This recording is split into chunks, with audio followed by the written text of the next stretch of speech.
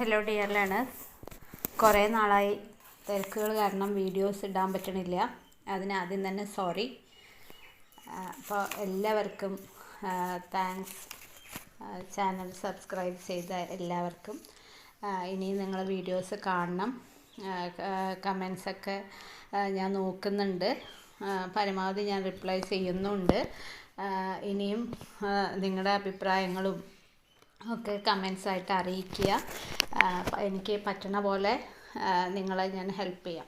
അപ്പോൾ ഇന്നത്തെ വീഡിയോയിൽ നമ്മൾ തേർഡ് സെമ്മിൻ്റെ ഹിസ്റ്ററി ഓഫ് ബ്രിട്ടൻ അതാണ് സ്റ്റാർട്ട് ചെയ്യാൻ പോണത് കേട്ടോ.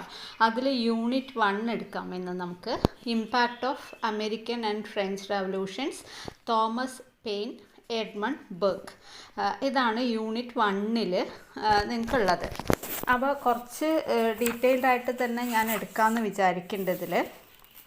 നിങ്ങളത് ലെങ്തി വീഡിയോ ആവും, എന്നാലും അതൊന്ന് കേട്ട് നോക്കൂ. എന്നിട്ട് നിങ്ങളുടെ അഭിപ്രായങ്ങൾ എന്താണ്, ഇങ്ങനെ മതിയോ അതോ ഇതിൽ മാറ്റങ്ങൾ വരുത്തണോ, അതോ ഷോർട്ടായിട്ട് മതിയോ എന്നുള്ള കാര്യങ്ങളൊക്കെ ഒന്ന് കമൻറ്റിലൂടെ അറിയിക്കുക. അപ്പോൾ നമുക്ക് സ്റ്റാർട്ട് ചെയ്യാം.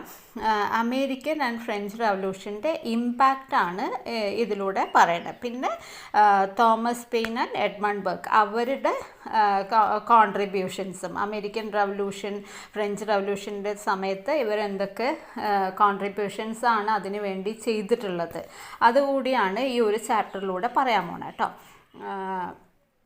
ഇതിൽ ഫസ്റ്റ് തന്നെ നമുക്ക് ബ്രിട്ടീഷ് കോളനീസ് ഓഫ് അമേരിക്കയിൽ 13 ബ്രിട്ടീഷ് കോളനീസാണ് ഉള്ളത്.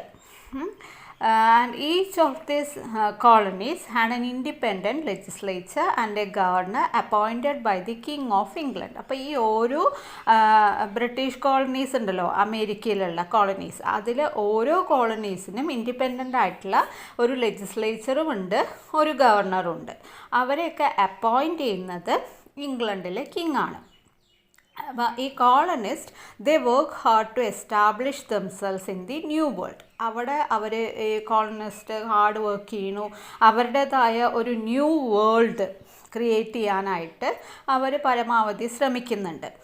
അപ്പോൾ അതുപോലെ തന്നെ കുറേ നാളുകൾ കഴിഞ്ഞപ്പോൾ അവരുടെ ഉള്ളിൽ A strong spirit of independence developed within dum.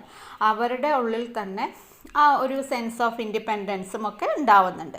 And by the middle of 18th century the American colonist were unwilling to tolerate any interference in the trade with the outside world. അപ്പോൾ 18th centuryയുടെ മിഡിലൊക്കെ ആയപ്പോഴത്തേക്കും American colonist അവർക്ക് tolerate ചെയ്യാൻ പറ്റില്ല. എന്താണ് tolerate ചെയ്യാൻ പറ്റാതിരുന്നത്? Interference of the outside world. Outside വേൾഡിൻ്റെ മറ്റ് രാജ്യങ്ങളുടെ ഇൻ്റർഫിയറൻസ്, അവരുടെ ട്രേഡിലും കാര്യങ്ങളിലും ഒക്കെയുള്ള ഇൻ്റർഫിയറൻസ് ഇവർക്ക് ടോളറേറ്റ് ചെയ്യാൻ പറ്റണില്ല. അങ്ങനെയുള്ള സെൻറ്റിമെൻറ്റ്സ്, അതായത് ആ ഒരു പാട്രിയോട്ടിസത്തിൻ്റെ, നാഷണാലിസത്തിൻ്റെയൊക്കെ തുടക്കമാണ് നമുക്കിതിലൂടെ കാണാൻ പറ്റുന്നത്. പക്ഷേ ഈ അമേരിക്കൻ കോളനീസൊക്കെ ബ്രിട്ടനെ അല്ലെങ്കിൽ അവരുടെ ആ ഒരു രീതികളെ ഒക്കെ എതിർക്കുന്നുണ്ടെങ്കിലും ദ ബ്രിട്ടൻ റിമെയിൻ, അല്ലെങ്കിൽ British attitude remain unchanged. And one of the things that irritated the colonist was the navigation act. അങ്ങനെ അവരുടെ ഉള്ളിൽ ബ്രിട്ടീഷുകാർക്ക് എതിരായിട്ടുള്ള ആ ഒരു വിദ്വേഷം ഉണ്ടായിക്കൊണ്ടിരിക്കുന്നുണ്ടെങ്കിലും കൂടുതലായിട്ട് അമേരിക്കൻ കോളനിസ്റ്റിനെ ഇറിറ്റേറ്റ് ചെയ്തിട്ടുള്ള ഒരു കാര്യമാണ് navigation act, which required all goods to and from the colonies to be carried in English ships. അപ്പോൾ ഇവർ പറയുന്നത് എന്താണ്? കോളനിയിലേക്ക് കൊണ്ടുവരുന്നതും കോളനികളിൽ നിന്നും തിരിച്ച് ഇംഗ്ലണ്ടിലേക്ക് കൊണ്ടുപോകുന്നതുമായിട്ടുള്ള എല്ലാ ഗുഡ്സും ഇംഗ്ലീഷ് ഷിപ്സിൽ മാത്രമാണ് കൊണ്ടുപോകേണ്ടത്.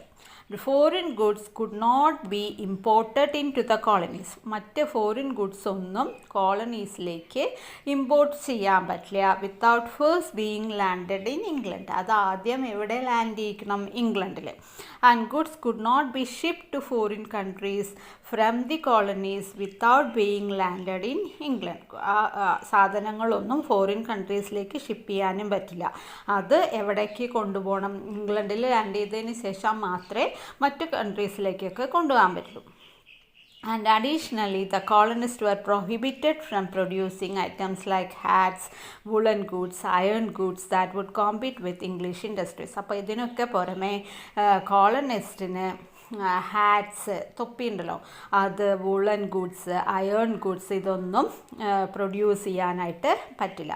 കാരണം ഇംഗ്ലീഷ് ഇൻഡസ്ട്രി ഇതിനൊക്കെ പോപ്പുലറാണ്. അപ്പോൾ അവർക്ക് ഒരു കോമ്പറ്റീഷൻ ആവും.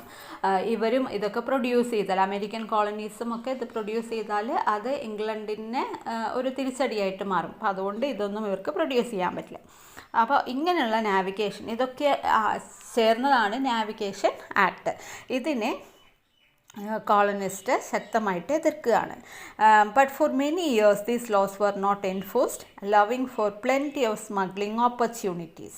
However, during the time of George III, special courts were established to try people who violated the trade laws, and custom officers were given the power to enter and search American homes for smuggled goods. അപ്പോൾ ഇങ്ങനെയൊക്കെ ആയപ്പോൾ അവിടെ smuggling കൂടുതലായി. George തേർഡിൻ്റെ സമയത്ത് special courts ഒക്കെ establish ചെയ്തു. അങ്ങനെ ആരൊക്കെയാണ് ഈ ട്രേഡ് ലോ വയലേറ്റ് ചെയ്യുന്നത് എന്ന് നോക്കാനും, പിന്നെ കസ്റ്റംസ് ഓഫീസേഴ്സിനെയൊക്കെ അപ്പോയിൻറ്റ് ചെയ്തു. അവർ അമേരിക്കക്കാരുടെ വീടുകളൊക്കെ സെർച്ച് ചെയ്യാനും അവിടെ സ്മഗിൾ ഗൂഡ്സൊക്കെ ഉണ്ടോ എന്ന് നോക്കാനും ഒക്കെ ആയിട്ട് ഇവരെയൊക്കെ അപ്പോയിൻറ്റ് ചെയ്തു. അപ്പോൾ ഇതും കൂടെ ആയപ്പോൾ ദിസ് ഇൻഫ്യൂരിയേറ്റഡ് ദി പീപ്പിൾ. ഇതും കൂടെ ആയപ്പോൾ അത് കോളനിസ്റ്റിനെ ഒരുപാട് ദേഷ്യത്തിലാക്കി. ഇനി നെക്സ്റ്റ് പറയുന്നത് ദ 7 Years War. അത് 1756 to 1763 വരെയാണ്. Between England and France was partly to protect the interest of the colonist. അപ്പോൾ ഈ ഒരു യുദ്ധം ഇംഗ്ലണ്ടും ഫ്രാൻസും തമ്മിലായിരുന്നെങ്കിലും കോളനിസ്റ്റിൻ്റെ ഇൻട്രസ്റ്റ് പ്രൊട്ടക്റ്റ് ചെയ്യുക എന്നുള്ള ഉദ്ദേശം കൂടെ ഈ ഒരു യുദ്ധത്തിൻ്റെ പിന്നിലുണ്ടായിരുന്നു. The British government believe that colonist should help shoulder the financial burden which led to the passing of stamp act in parliament by prime minister George Grenville in 1765.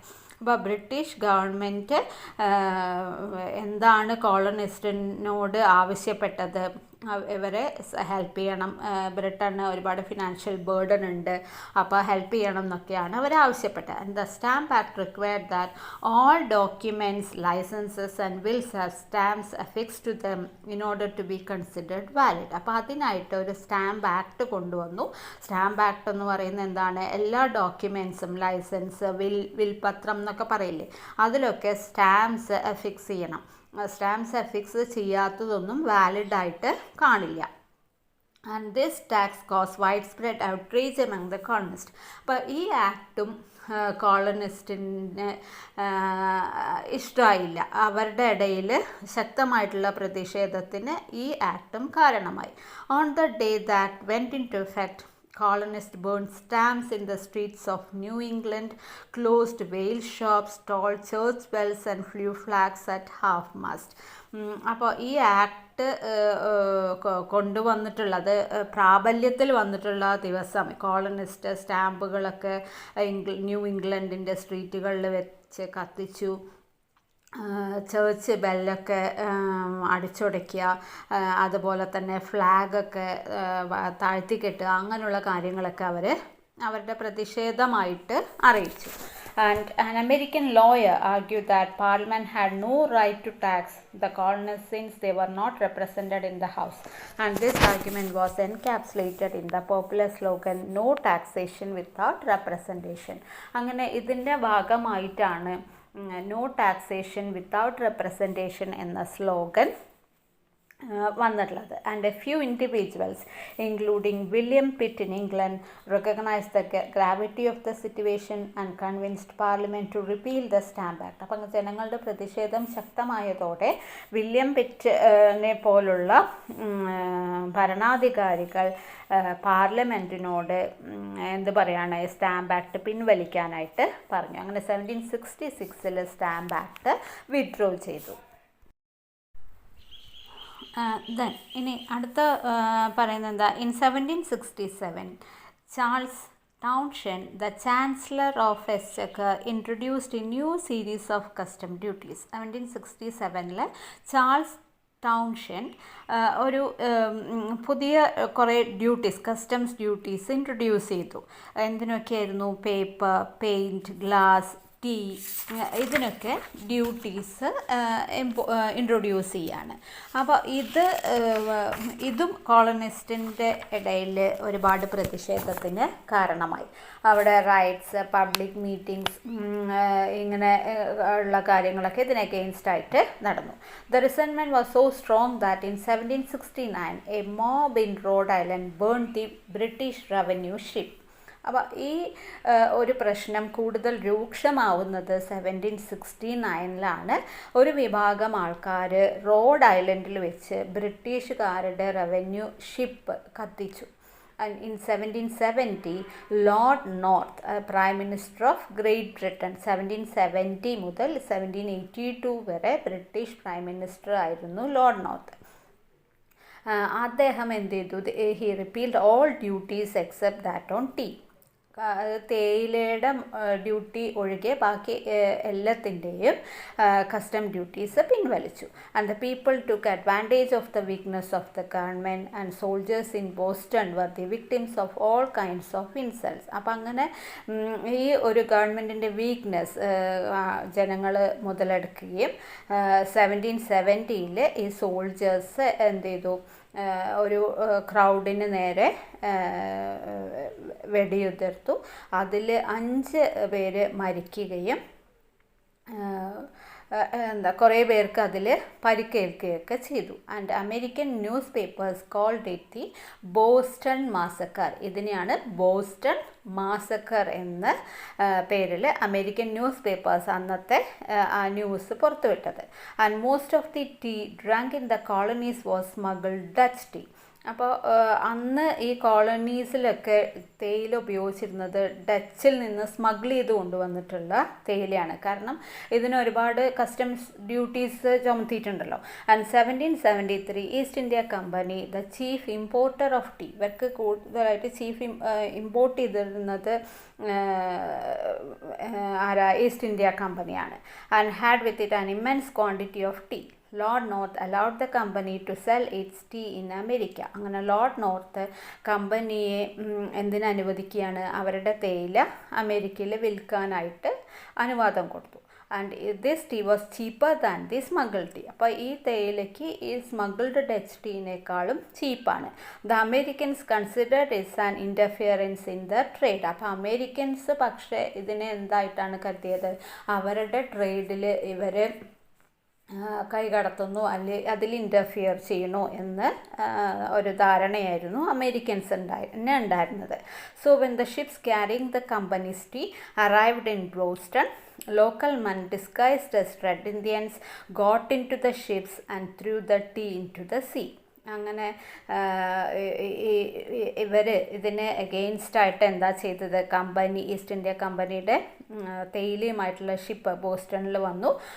അവിടെ കുറേ ആൾക്കാർ റെഡ് ഇന്ത്യൻസ് ആണ് എന്ന വ്യാജേന ഷിപ്പിനകത്ത് കയറുകയും അതിലുള്ള തേയില മുഴുവനും കടലിലേക്ക് എറിയുകയും ചെയ്തു. ഈ ഇവൻറ്റിനെയാണ് നമ്മൾ എന്തെന്ന് പറയുന്നത്? ബോസ്റ്റൺ ടീ പാർട്ടി എന്ന് പറയുന്നത്. Next, the British government adopted some repressive measures. Boston tea party എന്നറിയപ്പെടുന്ന ആ ഇവൻറ്റിന് ശേഷം ബ്രിട്ടീഷ് ഗവൺമെൻറ് അമേരിക്കൻ കോളനിക്ക് എഗെയിൻസ്റ്റായിട്ട് ശക്തമായിട്ടുള്ള നടപടികളെടുത്തു. The Boston harbour was closed to trade. Boston harbour close ചെയ്യാണ്. പിന്നെ കിങ് ചാൾസ് ഫസ്റ്റ് ഒരു ചാർട്ടർ ഗ്രാൻഡ് ചെയ്യണു. ചാർട്ടർ എന്ന് വെച്ചാൽ it is a document that give certain rights to colony. ഒരു കോളനിക്ക് ചില റൈറ്റ്സ് ഒക്കെ കൊടുക്കുന്നതാണ് ചാർട്ടർ എന്ന് പറയുന്നത്. അപ്പോൾ കിങ് ചാൾസ് ഫസ്റ്റ് ആ ചാർട്ടർ ഗ്രാൻഡ് ചെയ്യണു കോളനീസിന് വേണ്ടി. പക്ഷേ ആ സമയമാകുമ്പോഴത്തേക്കും കോളനീസിന് അവർ ഇൻഡിപെൻഡൻസിന് വേണ്ടി ഒരുപാട് ആഗ്രഹിക്കാൻ തുടങ്ങി. അതിനായിട്ട് എല്ലാ കോളനികളിൽ നിന്നുള്ള റെപ്രസെൻറ്റേറ്റീവ്സ് ഫിലാഡൽഫിയയിൽ മീറ്റ് ചെയ്യാണ് 1774. ഈ ഒരു മീറ്റിങ്ങിനെ അല്ലെങ്കിൽ ഈ ഗ്യാതറിങ്ങിനെയാണ് ഫസ്റ്റ് കോണ്ടിനെൻ്റൽ കോൺഗ്രസ് എന്ന് അറിയപ്പെടുന്നത്. അതിൽ ജോർജ് വാഷിങ്ടൺ ഉൾപ്പെടെയുള്ള ലീഡേഴ്സായിരുന്നു അതിലുണ്ടായിരുന്നത്. അവിടെ വെച്ച് അവർ ഡിക്ലറേഷൻ ഓഫ് റൈറ്റ്സ് അത് പാസ് ചെയ്തു. And they agreed to meet again in 1775. അവിടെ വെച്ച് അവർ ഒരു തീരുമാനമെടുത്തു 1775 വീണ്ടും അവർ മീറ്റ് ചെയ്യും എന്നുള്ളത്. The newly appointed governor in Boston, General Gage, came to know that the colonists were gathering arms at Concord. അപ്പോൾ ആ സമയത്താണ് ജനറൽ ഗേജ് ബോസ്റ്റണിലെ ഗവർണറായിരുന്നു. അപ്പോൾ അദ്ദേഹത്തിന് മനസ്സിലാവുകയാണ് ഈ കോളനിസ്റ്റ് കുറേയധികം വെപ്പൺസ് ഈ കൺകോഡ് എന്ന് പറയുന്ന സ്ഥലത്ത് സൂക്ഷിച്ചിട്ടുണ്ട് എന്ന് മനസ്സിലാവുകയാണ്. And he send troops to confiscate the arms. ആ വെപ്പൺസൊക്കെ കോൺഫിസ്കേറ്റ് ചെയ്യാനായിട്ട് ആർമീസിന് ട്രൂപ്സിനെ അവിടേക്ക് അയച്ചു. പക്ഷേ ആ സമയം ആകുമ്പോഴത്തേക്കും all the arms are disappeared. ആ വെപ്പൺസ് ഒന്നും അവിടെ എത്തുമ്പോഴത്തേക്കും കാണാതെയും. On the return journey the troops became the target of attacks by colonist. അപ്പോൾ ആ ട്രൂപ്സ് തിരിച്ചു വരുന്ന സമയത്ത് കോളനിസ്റ്റ് അവരെ അറ്റാക്ക് ചെയ്യുന്നു. ആൻഡ് അതൊരു റെബല്യനായിട്ട് വലിയൊരു റെബല്യനായിട്ട് മാറുകയാണ്. With this the American war of independence had begun. ഇതാണ് അമേരിക്കൻ വാർ ഓഫ് ഇൻഡിപെൻഡൻസിൻ്റെ സ്റ്റാർട്ടിങ്. ഓക്കെ, അപ്പോൾ ഇത്രയും ആണ് ഞാൻ ഈ ഒരു വീഡിയോയിൽ ഇൻക്ലൂഡ് ചെയ്യാൻ ഉദ്ദേശിക്കുന്നത്. അപ്പോൾ ഇത് നിങ്ങൾ കേൾക്കുക. ഡൗട്ട്സ് എന്തെങ്കിലും ഉണ്ടെങ്കിൽ കമൻറ്റ് ബോക്സിൽ ഇടുക. പിന്നെ അതുപോലെ തന്നെ ഇങ്ങനെ മതിയോ ക്ലാസ്, അല്ലെങ്കിൽ എങ്ങനെയാണ് വേണ്ടത് എന്നുള്ള ആ ഒരു അഭിപ്രായം കൂടെ കമൻറ്റ് ചെയ്യുക കേട്ടോ. Thank you. അപ്പോൾ ഇനിയും വൈകില്ല, ഞാൻ പെട്ടെന്ന് തന്നെ വീഡിയോസ് ഏകദേശം എല്ലാ ദിവസവും വീഡിയോസ് അപ്ലോഡ് ചെയ്യുന്ന പോലെ ചെയ്യാം. കാരണം തേർഡ് സെമ്മിൻ്റെ നമുക്ക് ഒരുപാട് വീഡിയോസ് ചെയ്യാനുണ്ടല്ലോ. അപ്പോൾ എക്സാമും ആവാറായി. പിന്നെ അസൈൻമെൻറ്റ്സിൻ്റെയൊക്കെ ഇപ്പോൾ നിങ്ങൾക്ക് വന്നിട്ടുണ്ട്. അപ്പോൾ അസൈൻമെൻറ്റ്സൊക്കെ ചെയ്ത് തുടങ്ങിയിട്ടുണ്ടാവുമെന്ന് വിചാരിക്കണം. ഓക്കെ, അപ്പോൾ നെക്സ്റ്റ് വീഡിയോയിൽ കാണാം. Thank you.